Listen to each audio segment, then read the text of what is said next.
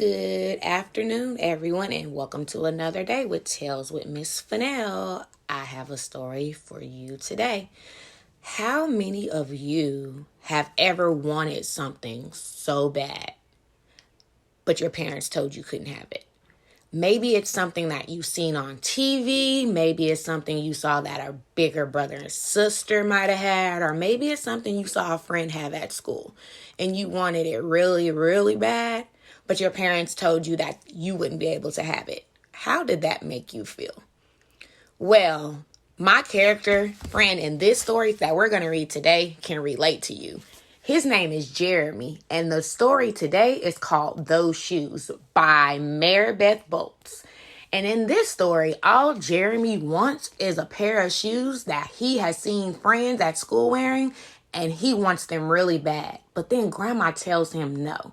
We're going to read to find out today in our moral that the things that he wants might not be the things that he needs, because he's going to find out and realize that having things like warm boots, a loving grandma, and a good friend are worth more than the things that he wants. So let's read our story today. Also today, our story is a realistic fiction story, which means the things in the story are not real, but they could happen in real life. I have dreams about those shoes. Black high tops, 2 white stripes. There are the shoes that Jeremy wants so bad.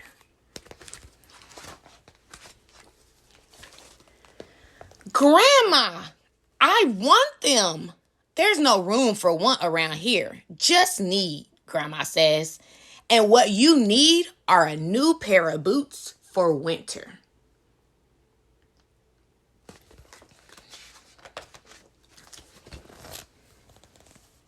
Brandon T comes to school in those shoes. He says he's the fastest runner now, not me.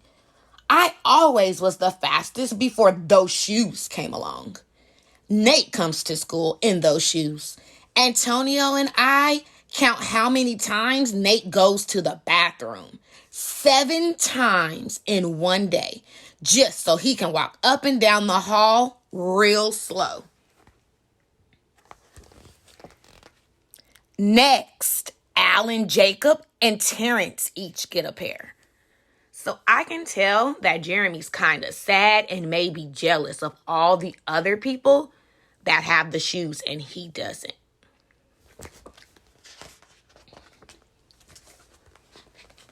One day, in the middle of kickball, one of my shoes comes apart. Looks like you could use a new pair, Jeremy, Mr. Alfred, the guidance counselor, says. He brings out a box of shoes and other stuff he has for kids who need things. He helps me find the only shoes that are in my size. Velcro, like the ones my little cousin Marshall wears. They have an animal on them from a cartoon I don't even think kids watch anymore. So now I think that Jeremy feels embarrassed because he has to wear some shoes that they might feel are for babies. When I come back to the classroom, Alan Jacob takes one look at my Mr. Alfred shoes and laughs. And so do Terrence, Brandon T, and everyone else. The only kid not laughing is Antonio Parker. At home, Grandma says, "How kind of Mr. Alfred." I nod and turn my back. I'm not going to cry about any dumb old shoes. But when I'm writing my spelling words later, every word looks like the word shoes, and I grip my pencil so tight, I think it might burst. Wow. So now Jeremy's feelings are he's angry because he doesn't like the fact that he has to wear the shoes that Mr. Alfred, the guidance counselor, gave him, and Grandma likes it. I'm noticing that Jeremy has a lot of emotions, and that's okay. But let's read to find out if his emotions change for the better. On Saturday, Grandma says, let's check out those shoes you're wanting so much. I got a little bit of money set aside. Might be enough. You never know. So now that's something that might make your feelings change. Grandma told him he might be able to get those shoes. I wonder how he feels now. At the shoe store, Grandma turns those shoes over so she can check the price. When she sees it, she sits down heavy. Maybe they wrote it down wrong, I say. Grandma shakes her head. So Grandma realizes the shoes cost way too much. I think his feelings might have changed again. Then I remember the thrift shops. What if there's a rich kid who outgrew his or got 2 pair for Christmas and had to give one of them away? We ride the bus to the thrift shop. Black cowboy boots, pink slippers, sandals, high heels, every kind of shoe except the ones I want. We ride the bus to the second thrift shop. Not a pair of those shoes in sight.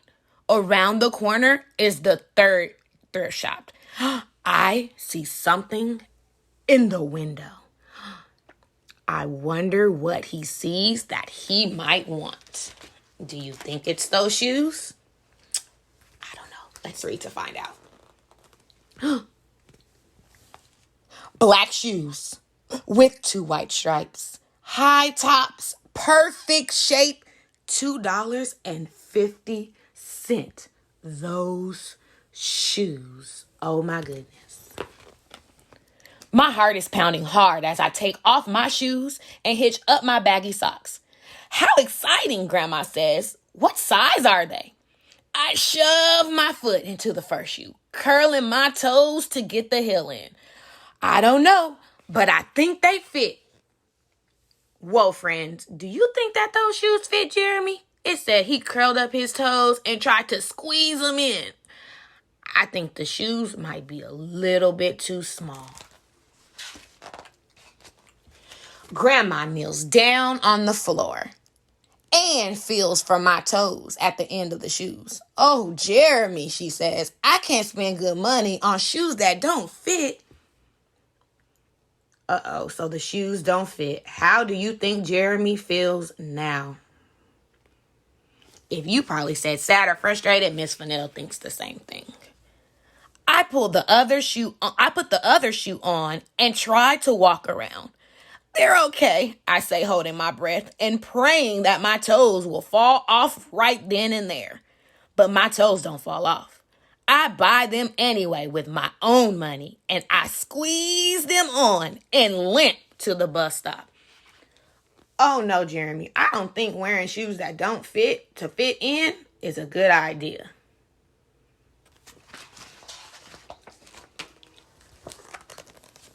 At home, a few days later, Grandma puts a new pair of snow boots in my closet and doesn't say a word about my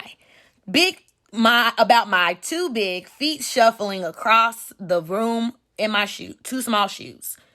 Sometimes shoes stretch, I say. Grandma gives me a hug. He still has hope that these shoes are going to stretch themselves so they fit. I check every day, but those shoes don't stretch. I have to wear my Mr. Alfrey shoes to school instead. One day, during math, I glanced at Antonio's shoes. One of them is taped up and his feet look smaller than mine. Uh-oh.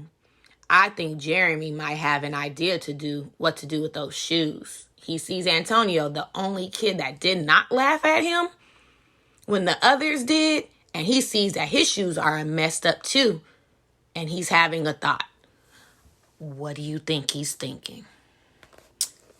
I don't want to give it away. Let's keep reading. After school, I head to the park to think.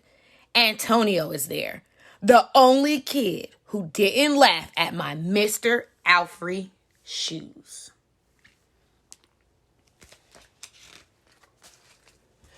We shoot baskets. A loose piece of tape on Antonio's shoe smacks the concrete every time he jumps. I think I'm not gonna do it. We leap off the swings. I'm not gonna do it. We race from one end of the playground to the other. I'm not gonna do it, I say. Do what? Antonio says, breathing hard. What is he not gonna do? Why does he keep saying that to himself? Grandma calls me for supper and invites Antonio over too. After supper, he spies my shoes.